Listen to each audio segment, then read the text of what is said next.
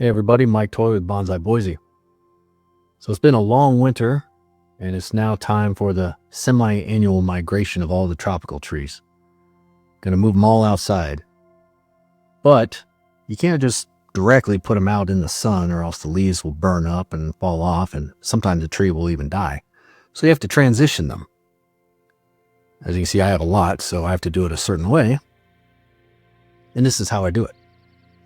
So I've got this basically cheap little greenhouse. It's really nothing special, just kind of a plastic greenhouse that you can get at a big box store or a garden center store.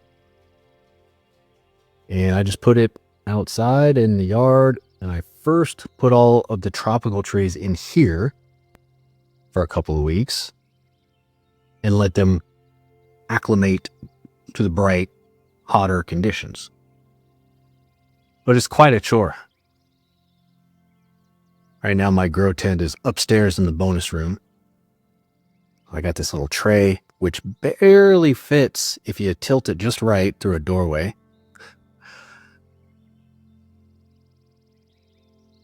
Which, by the way, there are 5 doorways to get through on every trip in and out. Not that I'm counting, but it's kind of a tricky deal. So I begin. I start moving all the trees out. And I'll kind of speed through some of this. But to go back to why I transition them, if you just take a tree that has been in this bright grow tent all winter, even though it looks really bright, it's still not nearly as bright as the sun, even in the shade. So going from that controlled, perfect condition environment to outside where the sun gets really hot and really intense and then cools down, it can throw a tree into shock. And I have had a few trees that I actually killed by doing that too early and without any kind of transition. So that's why I do this now. The tricky part for me personally, as you can see, beside the 5 doorways and getting them all in and out, is that also they don't all fit in this grow tent. It's about the size of this greenhouse is about the size of the grow tent upstairs, roughly, except it's only 1 story, I guess you could call it. Upstairs is 2 stories. So fast forward a little bit, and this is kind of how it's looking. Actually, I sidetracked that first day and had to put it on hold for a day or two. I just water with the hose, just like I would water my other outdoor trees. After a few more days, they're all in there now. Give you a look.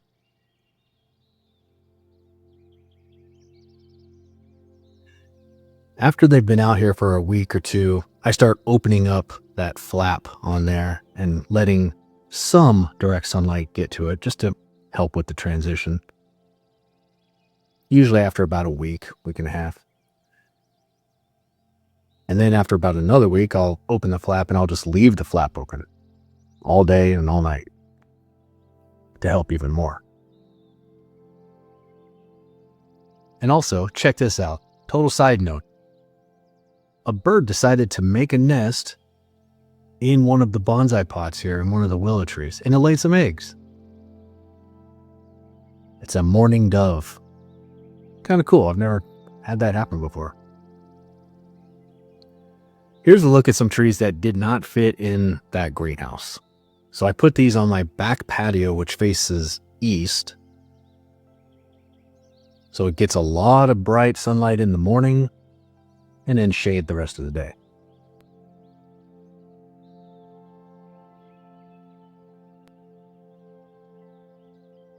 Ficuses and Scheffleras.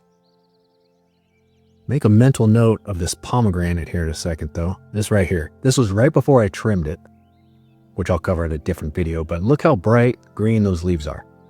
That has actually been in my office all winter, so not the grow tent.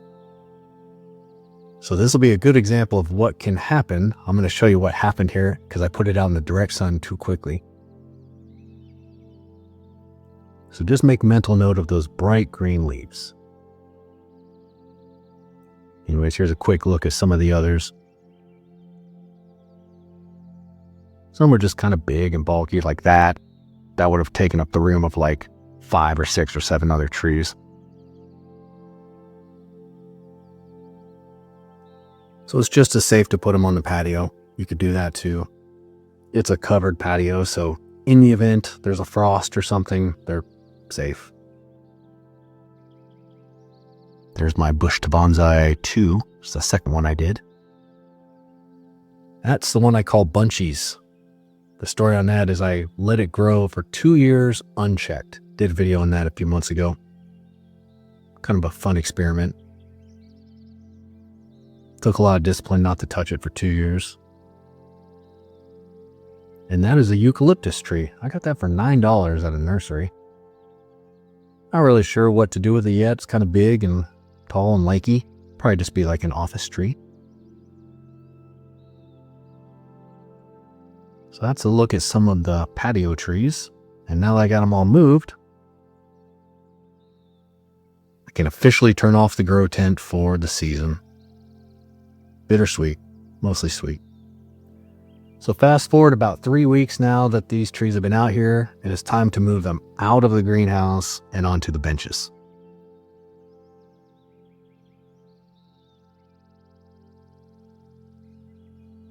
I always tell myself I'm gonna plan this out and put them on certain spots.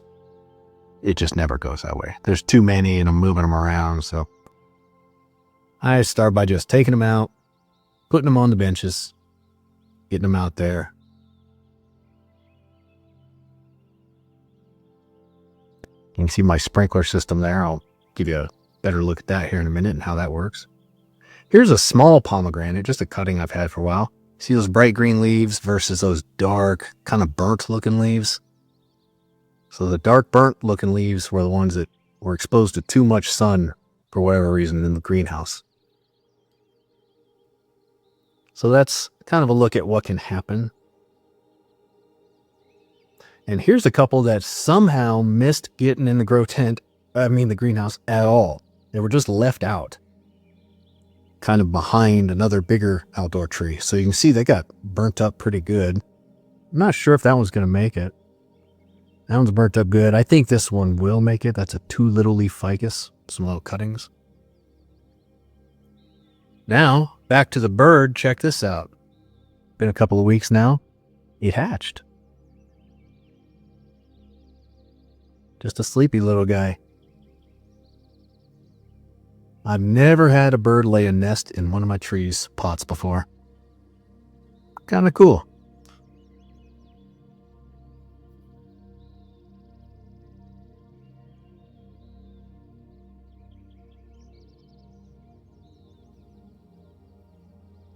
So I got them all unloaded now. Here's a different pomegranate. Here's a sprinkler system. I just buy like 100-foot irrigation tube and then a bunch of those little copper head mini irrigation sprinkler heads. Put them on a little elbow connector and pop it into the main line. You can just take the copper heads and pop those directly into the main line. The problem is that they're not very flexible as far as movement. So you're kind of stuck with it pointing the way it's pointing. Whereas if you put it on one of these little elbows, you can move it around. Here's a look at that pomegranate. So I trimmed it up. This is the main pomegranate with the bright leaves a few minutes ago. It got put out in the sun a little too quick and it burned up. But all ends well. I'll show you an update on that here in a second too. Here's the sprinklers. Got everything working. Got all the trees on the benches. Everything is getting hit by the sprinklers. That's what I was talking about there. So when you put on those little elbow pieces there, it gives you a lot more flexibility to move them around in the direction you want them to face. More effort to do it, but it's worth it. So let's look at some of the trees. That's my first bush to bonsai, Ficus benjamina. First one I ever did right there. I've done 3 of them.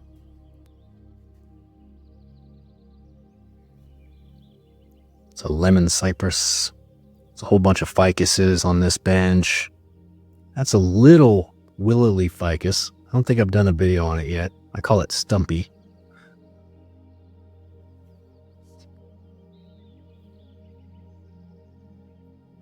There's that same pomegranate, not the main one, but the one that was all shaggy looking. I trimmed it up. Looking good. I have done a video on that one. There's my toothbrush. Just joking, I was scrubbing some green stuff off of a trunk. But I got a lot of cuttings and stuff on this bench. Here's another pomegranate cutting.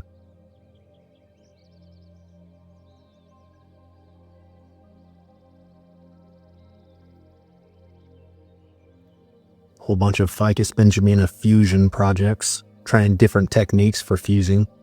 Some with wire, some without, some with tape. Whole bunch of stuff. Here's a bunch of trident maple cuttings. This little shady corner is kind of where I've been sticking cuttings and whatnot. So I got willows and you name it. Elms, wisteria. Here's some Amur maples that I grew from seed. This is their first season. I just had a bunch of seeds. I just threw a handful in that pot. That's all I did. Here's a Siberian elm cutting that I really hope makes it. Kind of got a thick base there. That's the top of one of my main Siberian elms I did videos on recently. It's leafed out, so far so good. Bunch of other cuttings and just random, or if a tree is struggling, I'll kind of put in the semi-shade over there. There's the eucalyptus tree.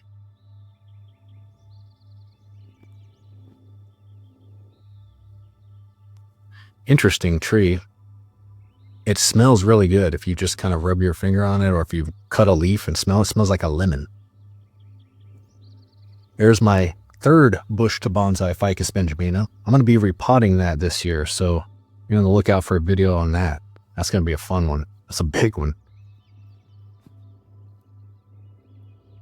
Going to get rid of those big potato roots and do some major root work on it. Yeah, it's going to be quite the project.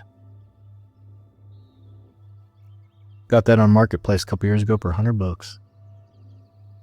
Here's a willow leaf ficus. It kind of struggled a little bit this winter, I should say. Dropped all its leaves a couple times.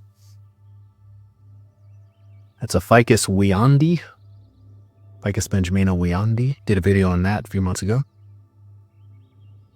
My lemon tree. My other lemon tree died, so I'm down to one lemon. This little ginseng ficus. Believe it or not, of all the videos I posted, my first repotting of this got more views than any other video, like 50-something thousand views.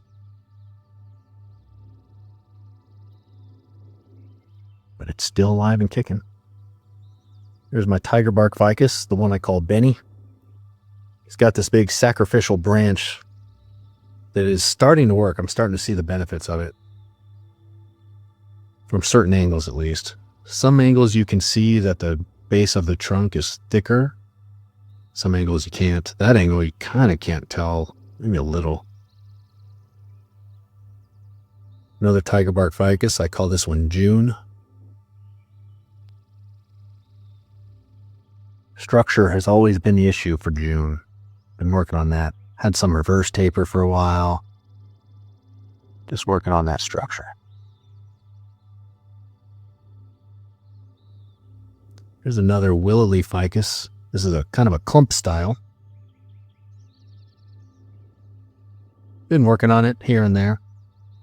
I actually don't mess with it too much. Just let it do its thing. I need to take that wire off for sure, though. It's been on there for quite a while now. There's my two little leaf ficus. I hope to do some root work on that this summer also, because as you can see, the roots are just weird.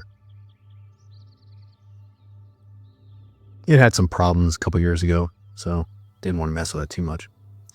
Here's my main pomegranate, and as you can see, even though it burnt up, we've got new buds coming out. And even since posting this, those buds have popped out even more, so it's a survivor. That is a podocarpus. Did a video on that a couple months ago too. And some other random ficuses, a couple of fusions. The fusions that are in bonsai pots are on this table. Some Scheffleras. This one I call Sheffy. He's a wise old soul. He looks bearded. Or kind of looks like an alien, maybe. I don't know. He's kind of cool looking though.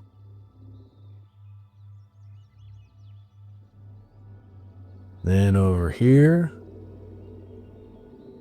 these are mostly the outdoor trees, which I've done an update on fairly recently, so I won't harp on them too much, but we'll still look at them.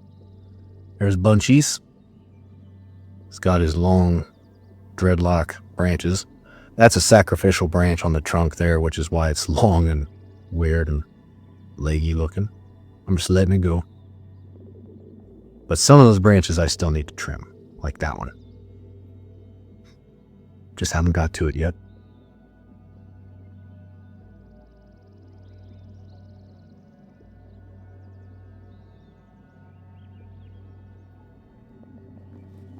There's my Bush to Bonsai 2. I have 3 altogether. This was number 2.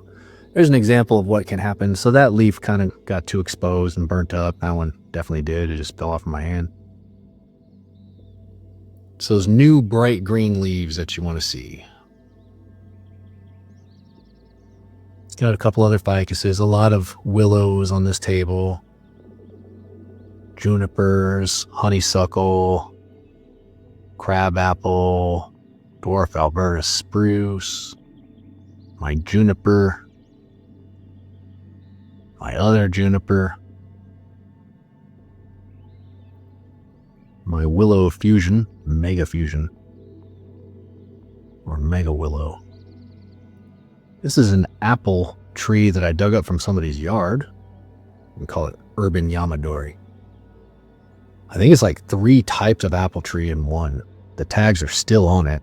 Like it was like a Honeycrisp and a yellow apple and something else. So I assume she got it at a nursery somewhere and then didn't want it. Here's a bunch of Siberian elms. Got them in all shapes and sizes on this bench. There's the forest. Forest is healthy and good. Probably ready for a trim. My Chinese elm. That's my main Siberian elm. Every Siberian elm I have is a cutting or an air layer from this tree right there. All of those. The forest, all of them. All from that guy. That was an air layer from the top of that guy. Right there. This little cascade style I'm doing with the elm. I'm not sure why. Sometimes I just try different weird stuff. That's a green ash. My shantung maple.